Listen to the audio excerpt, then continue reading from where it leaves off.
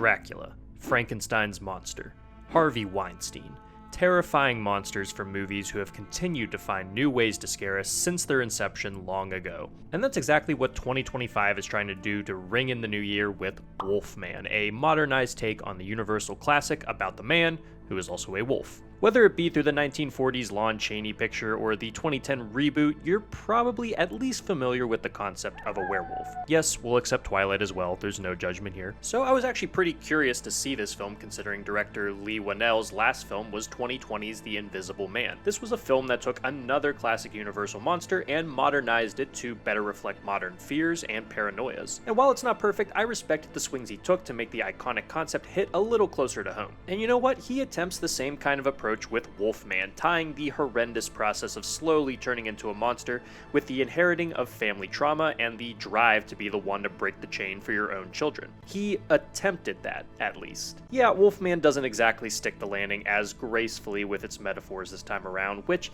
isn't the end of the world as long as the film at least delivers on some monstrous fun. Unfortunately, that isn't always really the case here. While I think it starts off pretty strong, the film eventually becomes a slog that seems to lose sight of bringing its themes full circle, instead focusing on lackluster scares in its poorly lit setting. There's some good ideas here, but the eternal theme of wrestling with the beast inside is possibly the weakest link.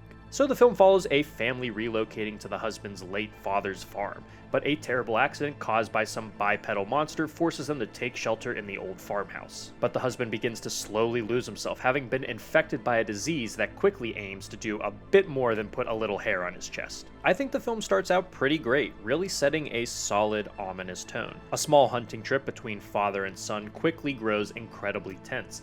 While there's no huge payoff, it gets things moving in the right direction. But unfortunately, I think the film struggles to maintain that tension as it goes on. Once they make it to the house, things get pretty slow and repetitive, not exactly making the best use of such a claustrophobic space. A lot of the horror from there comes from the metamorphosis of the father into the Wolfman. It can be pretty gross at times, but also feels like a far cry from the brutality of something like An American Werewolf in London. The transformation is more of a slow building sickness rather than an agonizing shift into a beast. So you get a few teeth falling out here and a little bit of arm skin being gnawed off there. A pretty interesting addition is the separation between how the infected father and the rest of the family see the world. When we're in the dad's POV, the world glows a haunting bluish green and he's no longer able to understand his family, which is a truly frightening idea. But the final look of the Wolfman isn't anything all that crazy or interesting. Sorry furries, but he's way more man than wolf in this one. So the way the Wolfman stuff works is that it needs to be passed from one recipient to another. In this case, our protagonist Blake is scratched by another Wolfman and slowly begins to change. As he changes, he loses more and more of himself until he's all monster. This connects to his harsh upbringing with his militant father and how those temper issues slowly began to take root in Blake as an adult,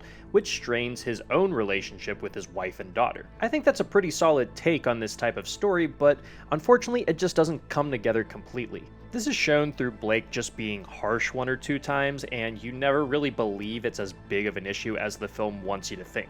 Once Blake is mostly through his transformation, the story shifts to being more from his wife Charlotte's point of view, which means we end up losing that internal struggle he's facing. Charlotte actually ends up getting more to do in this film that way, but the film doesn't follow through with her own internal dilemma established early on. She expresses fear that she's lost her relationship with her daughter because of how much she works, but their actual relationship is hardly given any development or even acknowledged. This leaves someone as talented as Julia Garner without much character to work with. And since we are no longer seeing the world primarily through the eyes of Blake, his connection to the point the film is trying to make feels non-existent, and he loses the agency to even wrestle with it. But you probably want to know if it's scary or not. In my opinion, it's scariest when it's slowly building dread, creeping up on you, and getting under your skin with some admittedly effective sound design. When it becomes more of a creature flick, it loses a lot of its scariness in my opinion. You get a little bit of Wolfman on Wolfman action, but it's so quick and unfocused that I'd hardly consider it a fun time. The climax essentially becomes a game of cat and mouse around the farm that could have been pretty heart-pumping,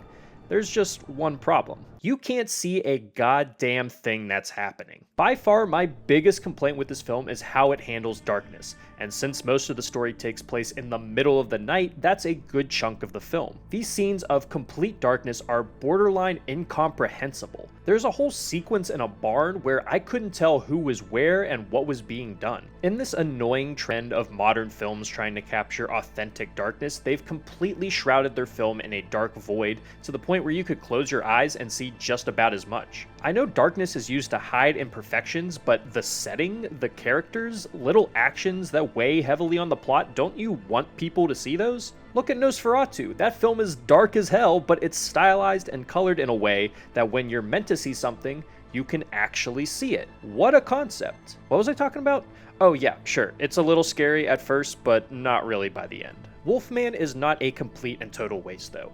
I do think the dread and slowly building anxiety of the situation can be pretty effective, and there's a halfway decent attempt at connecting a pretty basic horror setup to a very real anxiety about inheriting the worst parts of your upbringing. But outside of that, you're not going to find too much to get excited for. Lacking in both the charm to make this a bit of fun or the emotional maturity to really make it resonate, Wolfman spends its slower moments failing to tap into the man, while the more high-octane moments never really let the wolf run crazy. And Jesus, the visual style is at best competent and at worst unseeable. Even with all these complaints, it's still one of the better Blumhouse movies to come out in a hot minute.